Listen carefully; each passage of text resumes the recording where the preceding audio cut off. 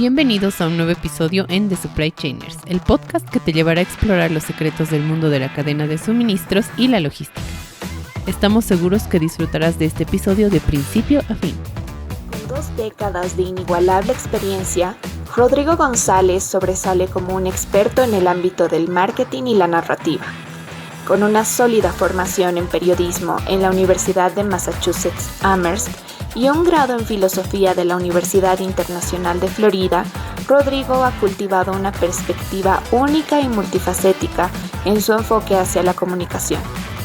Como fundador de 5 to 9 y actual director de narrativa creativa y marca en Goja, ha demostrado una capacidad excepcional para contar historias que resuenen con la audiencia y construir marcas que perduren en la mente del consumidor. Asimismo, con una trayectoria enfocada hacia la excelencia, Ángel Gutierrez se destaca como un líder apasionado de la gestión de cadena de suministro. Su sólida experiencia de más de una década abarca áreas vitales como logística, abastecimiento y distribución, demostrando una habilidad excepcional para liderar equipos y fomentar el desarrollo personal alineado con la visión de la organización. Con títulos destacados en prestigiosas instituciones como MIT y Harvard, Ángel ha dejado su huella no solo como docente y emprendedor, sino también como un gran investigador. Comencemos. All right, everybody, welcome back to another episode of Safety Stock. I'm Will Davis, and we are happy to have a couple of guests here with us. Right before I get to them, I want to let you all know that we have heard some of your feedback related to what you want to hear on the podcast, and we are incorporating that into today's interview.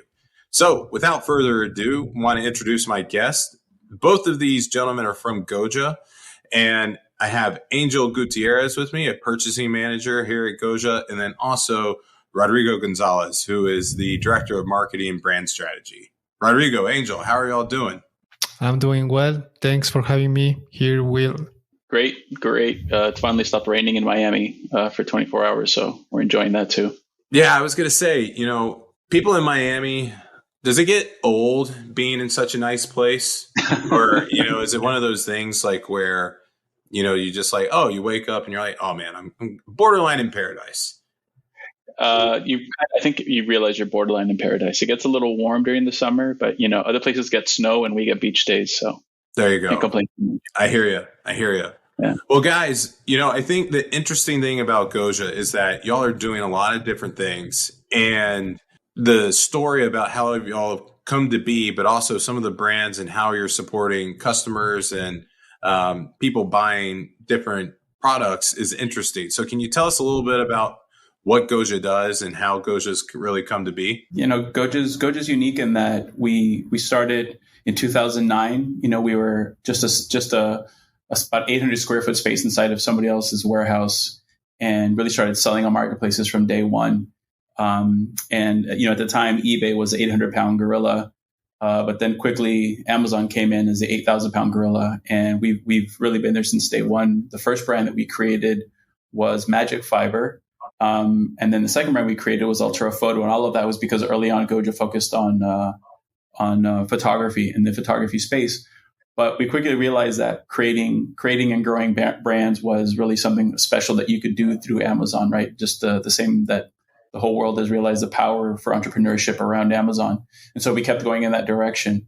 And so we started aggregating brands in 2019, right? And so that's really where we went from creating brands to acquiring brands.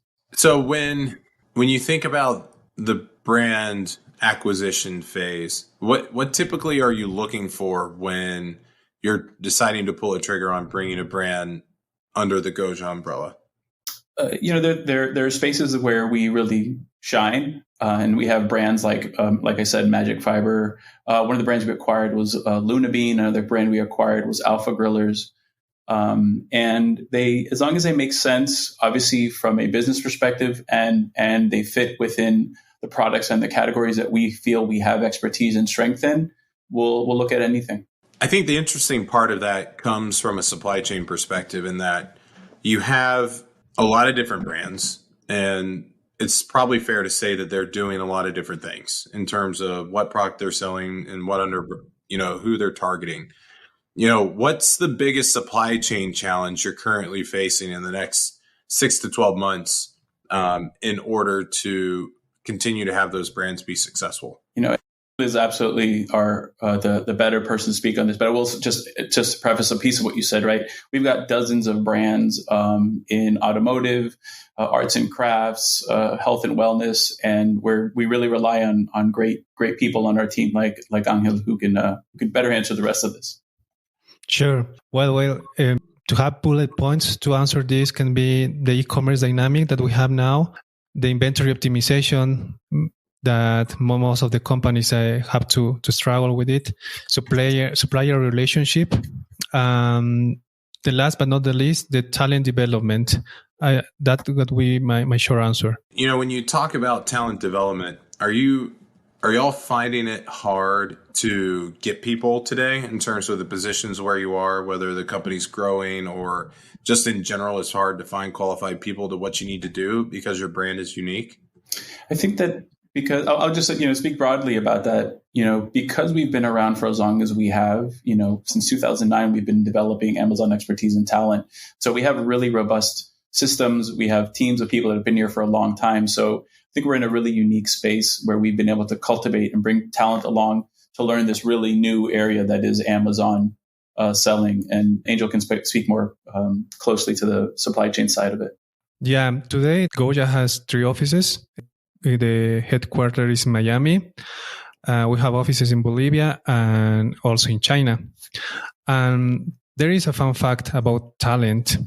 We have fewer than 20 people in the entire country here in Bolivia who have been graduated from the Center for Transportation and Logistics at MIT, one of the most important universities around the world. And 4 of them are working at Goja. So that's what I mean when I say that we invest in talent and we are trying to find the correct talent to manage this, because as Rodrigo said, it's a new industry here in Amazon. No, that's interesting. Now, when you talk about then, from a talent perspective, the second part I think about is from a brand is the amount of brands that you have. Is there a clear, the certain brands are driving a percentage of sales that is much higher than other brands, or is it more dispersed equally to the point to where you have to focus your buying power, you need to focus your business strategies, your supply chain across all the brands in order to make sure that you don't lose a certain amount of percentage of sales if one starts to slip, or if one grows, you have to put exponential more effort towards them? I think that like any organization, you're going to have some brands that are stronger than others, right? And that's certainly true of Goja. We have our favorites like Luna Bean, like Altera Photo, like Magic Fiber, and some brands require a little bit more attention than others. But we really focus on creating a balanced portfolio so that there's seasonality. There are lots of factors that go in there, but we've again been selling since 2009, so there's a lot of expertise and knowledge that goes into creating a good portfolio that'll even some of that out. Right? There's always going to be ups and downs, and there's always going to be seasonality, but I think we've created a pretty balanced portfolio, and that's part of what we continue to do. Like I mentioned before, we're acquiring brands that fit into what we're great at instead of leaping into different areas that might cause unnecessary strain. And Ángel can speak to some of the supply chain opportunities and challenges of that. Yeah, that's true. And regarding that, inventory optimization is key in terms of balancing inventory effectively is crucial. Overstocking tied up capital, while understocking can result in missed sales opportunities. So from supply chain perspective, we are working closely with the merchandising team, marketing, in order to have advanced demand forecasting. We carry exogenous variables to always improve these algorithms to create a better position in inventory optimization. Got it. So then, in general, selling on Amazon is not easy. And then from a new product development, that also brings on another unique challenge. How are you leveraging the supply chain and data you have to successfully bring original products to market in a timely fashion? I think, one of the things that's so spectacular about Amazon, I come from a marketing background. And so before, if you wanted to launch a product, you might, create some focus groups and you might get 50 people, 100 people. If if you have crazy resources, maybe you're getting, a few hundred people. And now Amazon is just an open book of consumer sentiment, right? So you can read about any product you're interested in. Tools out there like Helium 10 and Data Dive do a great job of giving you even more information. So we're really able to listen. We listen to our customers. We listen to our competitors' customers.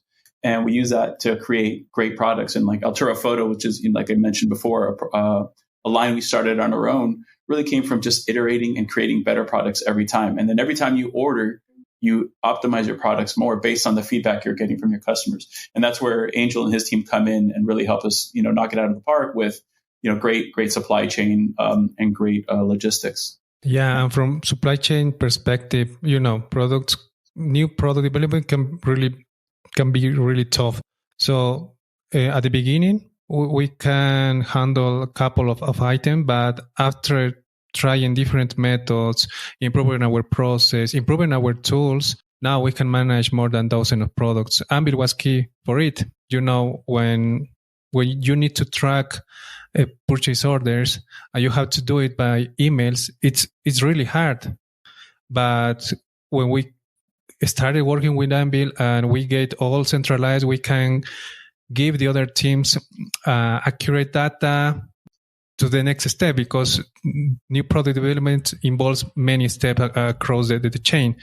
So I believe that having the correct tools and the correct process for this part of the companies, it's key. Yeah, it's interesting to see how many companies still today, generate purchase orders and ideate on things, and then they still do everything in email.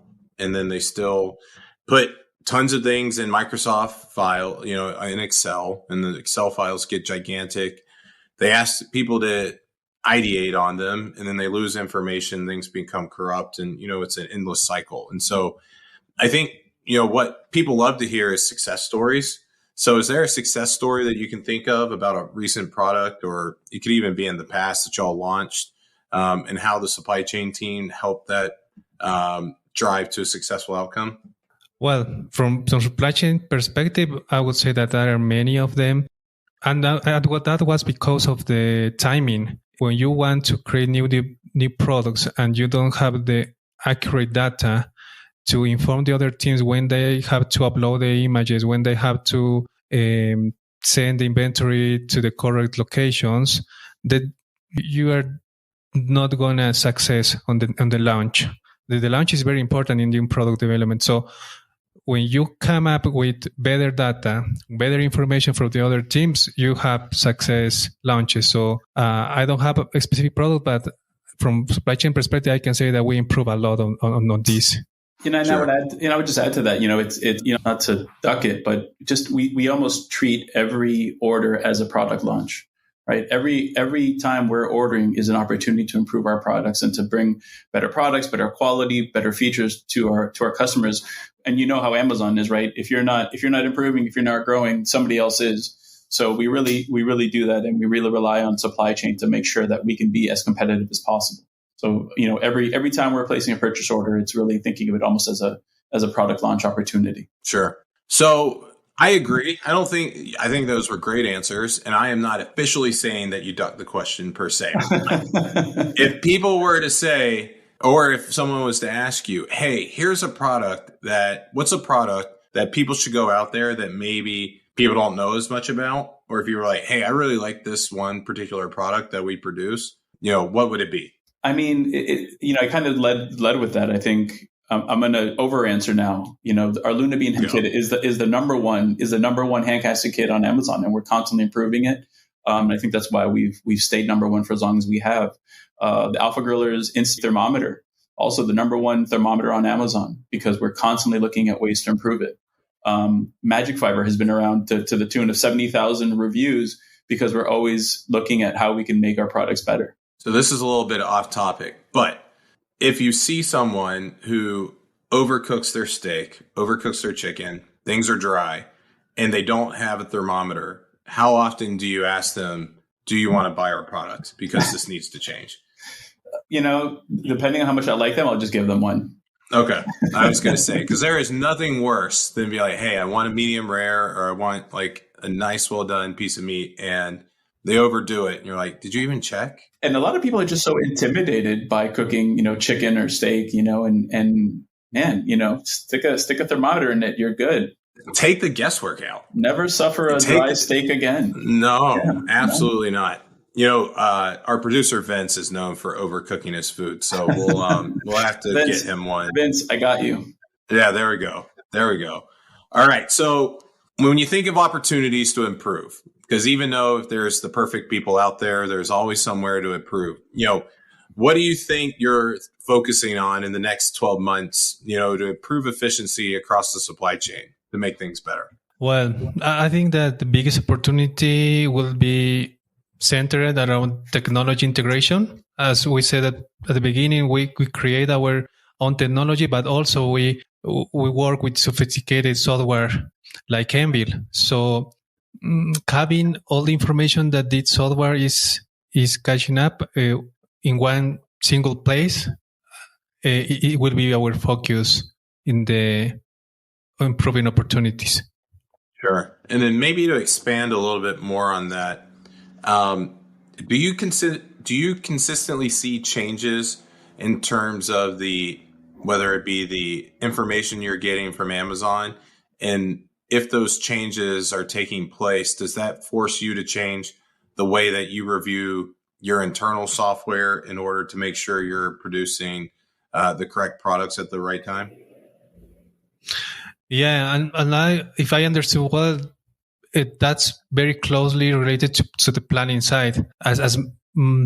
If you consider more variables in your algorithm, it will get better. So yeah, we are analyzing some cases, special cases, in order to improve our algorithms, and also the way that we work with our suppliers. You can improve lead times always. You can improve the way you ship the things. Most of the cases, it would be cheaper to send it by air versus a fast boat or a ship. So yeah, we go to all of that. We learn about it, and we change our procedure to get better. Awesome. And then before we get to the speed round, so over the past years, we've seen disruptions. I would say we're a little bit more normalized than we were back from 2020, 2021. Has there been any big disruptions on your business where you've learned from them, or you could go back in time and say, hey, if you would have done this, things would have been a little bit better? Yeah. I mean, the COVID era was tough, right? It was tough on everybody. We saw everybody went through tough, times, from Target and Walmart, some of the biggest people in the world. We were just in the unknown, right? And I think that fortunately, again, having 2009 as our start gave us a lot of time to learn. And so it was a tough time. There are definitely some things we can improve on and lessons we learned along that way. But having, really a great team, proprietary technology and systems that we've built over all those years in business, and great products helped us get through it, I think, in more intact than I think we saw some other businesses go through. So it was tough, but I think our team, our technology, and our expertise really helped it smooth out. Ángel can speak more to that as well. Well, from my perspective, I would say that I would emphasize the importance of prioritizing the long-term view over the immediate gains. The whirlwind effect has been a challenge for many companies, retail companies, big retail companies like Target, Walmart. So that's what I mean that when I said prioritizing the long-term view over immediate gains, Will. Sure. And just for those who's not familiar with the bullwhip effect, you can look it up anywhere online, but it's really, the idea that if you're not supplying somebody initially, that you have this buildup of goods. And then as things end up easing towards the back end, they then become available, but you have too much of it. And so it kind of snaps right in front of you, and it's not a great thing. So take a look at that from that perspective. All right. So we've gotten to the speed round. The goal is for you to say whatever pops in your head. If you take too long, I'm just going to stare at you. From a supply chain topic, what do you wish people would stop talking about? That out of stock situation are solely the supply chain's responsibility. Crap rolls downhill is a good way to summarize that, as I like to think about that. All right. What supply chain topic does not get talked about enough? Well, I think the importance of supply chain sustainability and environmental responsibility is not discussed as much as it should be. That's fair to say. From an environmental perspective, I think we see a lot of times it's lip service. We know how poor things are, at least in terms of recycling here in the U.S. And so that makes a lot of sense there. All right. Artificial intelligence is in supply chain. Is it the future or is it a bunch of hype? It's definitely the future, for sure. Oh, interesting. I've heard a bunch of hype here recently. All right. What's one thing that makes Goja's supply chain remarkable? Oh, look at that. Nice. Thank you, Rodrigo. My short answer is people and flexibility in supply chain. Oh, there we go. People and flexibility will take you a long way. All right. If you were not working in supply chain, what would you be doing? Oh, that's a good question, Will. I would be a programmer, I think. I have a passion for creating things, automating process, evolving system. And I'm pretty sure that in alternative life, I would have been a system engineer, writing code and building nice solutions like Campbell. All right. I like it. Rodrigo, if you were not the director of product or director of marketing and brand strategy, what would you be doing? I would be on permanent vacation. All right. Now, where is permanent vacation? The best place located? Is always the next place. All right. Okay. And then maybe the last one. What Goja product should people buy more of? Just based on the problem we saw with your producer, the red our instant thermometer. You do not want people overcooking their meat. You're right. And then Angel, what about you? I would recommend our Luna Bean hand casting kit. It's a fantastic product, and from my perspective, it lets you create good memories. So, search on Amazon Luna Bean casting kit, and you will know what I'm talking about. All right. I will absolutely do it from that perspective. Yeah, I'm in agreement. Just people out there, use a thermometer. If you don't know, like the nose, forehead, cheek trick to test if your meat's done or not. Our previous host, Dan, he was also guilty of overcooking meat. So, it's an epidemic. Let's just be honest. It's an epidemic. Last question related to the speed round is, what is the best advice that you have gotten in supply chain? Rodrigo. I think Angel, would you agree that it's Anvil? Sure, for sure. It's Anvil. Oh man, y'all are kind. We'll have to go. And that's it. We're obviously going to end on that one and get a gift basket out to both of you. Perfect. All right, guys. Well, I truly appreciate all the time that you've given us and some of the answers related to Goja. I think there's a lot of things out there that people can learn related to Amazon and the products that are out there. You can go now. Maybe the last question. If people want to learn more about Goja, where should they go? Goja.com. Goja.com. And also, feel free to reach out to me. Feel free to reach out to Angel. I'm happy to talk to people and share whatever we can. All right, guys. Well, thank you so much for being on. It is much appreciated. And for everybody out there, if you are searching for Goja, go to Goja.com. If you're looking for software related to supply chain management and you're wanting to check out Anvil, you can go to anvil.com. That's ANVYL.com. Tune in to Safety Stock. We look forward to hearing more for you. And thank you, guys. Have a great day. Appreciate it. Thanks, Will. Thanks, Will.